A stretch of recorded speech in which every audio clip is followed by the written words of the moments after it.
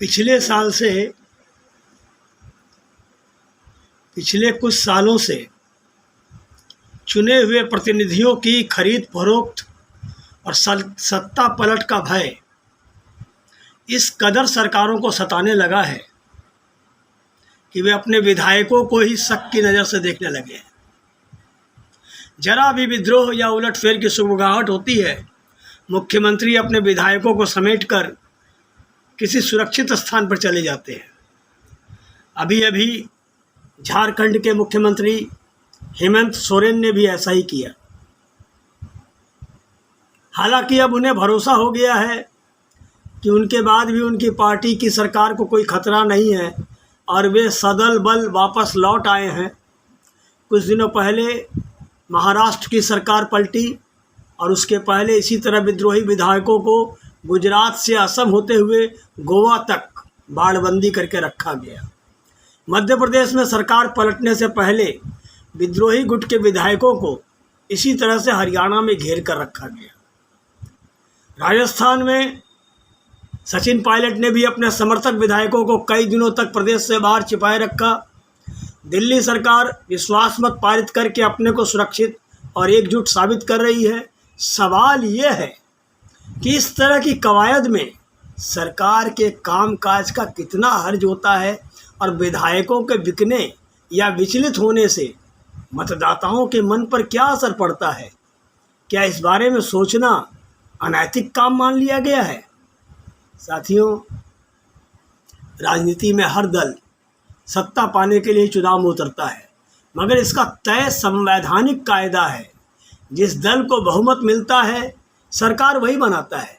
बहुमत का अर्थ है कि लोगों ने उस पार्टी पर विश्वास जताया कि वह उसके हितों के लिए काम करेगी। मगर कई बार पदों के बंटवारे आदि को लेकर बहुमत प्राप्त दल में फूट पड़ जाती है और असंतुष्ट विधायक किसी और दल के साथ मिलकर अपना स्वार्थ साधने निकल पड़ते हैं।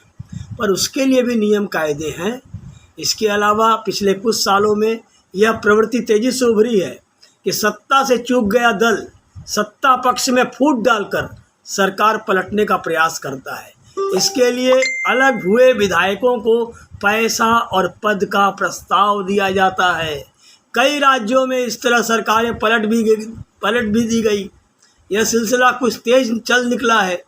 दिल्ली और झारखंड की सरकारों में सत्ता जाने का भय साफ नजर आता है। यह प्रवृत्ति किसी भी रूप में लोकतांत्रिक नहीं है।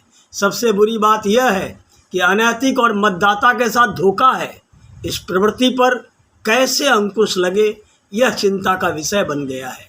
सरकारें अस्थिर होती या किसी तरह कर दी जाती हैं तो सबसे ज़्यादा नुकसान आम लोगों का होता है। जब सत्ता पक्ष लगातार अपने ही विधायकों पर नज़र रखेगा जिनके सहयोग से सरकार चल रही है, उन्हीं पर अविश्वास बना रहेगा, तो भला विकास कार्य और बुनियादी ज़रूरतों को पूरा करने का संकल्प कहाँ से सिरे चढ़ पाएगा।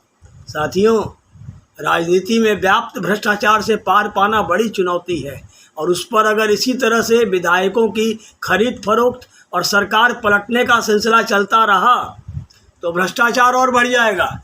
ऐसे राज्य कभी तरक्की कर पाते हैं जहां अस्थिर सरकारें होती हैं। झारखंड इसका सबसे बड़ा उदाहरण है।